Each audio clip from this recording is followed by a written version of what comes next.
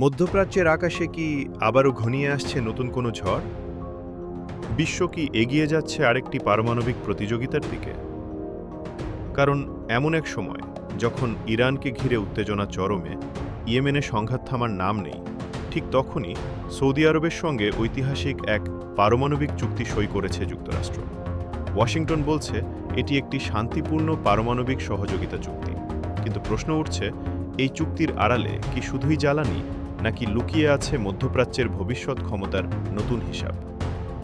চুক্তির বিস্তারিত এখনও প্রকাশ করা হয়নি, তবে আন্তর্জাতিক গণমাধ্যমের বিভিন্ন প্রতিবেদনে ইঙ্গিত মিলেছে সৌদি আরবকে তাদের নিজস্ব ভূখণ্ডে ইউরেনিয়াম সমৃদ্ধ করার সুযোগ দেওয়া হতে পারে। আর এখানেই শুরু হয়েছে সবচেয়ে বড় বিতর্ক, কারণ এই ইউরেনিয়াম দিয়েই যেমন একটি দেশের ঘরে ঘরে আলো জ্বালানো সম্ভব, ঠিক তেমনি এটিই হতে পারে পারমাণবিক বোমার মূল উপাদান।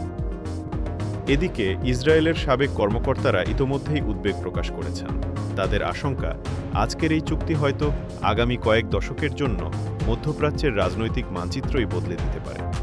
আরও চমকে দেওয়ার মতো বিষয় হল, সৌদি আরবের ক্রাউন প্রিন্স মোহাম্মদ বিন সালমান 2018 সালেই বলেছিলেন, যদি ইরান পারমাণবিক বোমা তৈরি করে তাহলে সৌদি আরবও যত দ্রুত সম্ভব একই পথে হাঁটবে। এই বক্তব্য নতুন করে আলোচনায় এসেছে।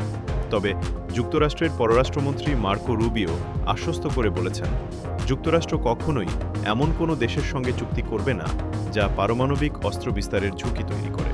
কিন্তু সমালোচকদের প্রশ্ন, তাহলে কেন এই চুক্তি এমন এক সময়ে করা হলো যখন পুরো অঞ্চল যুদ্ধ ও অনিশ্চয়তার মধ্যে দিয়ে যাচ্ছে?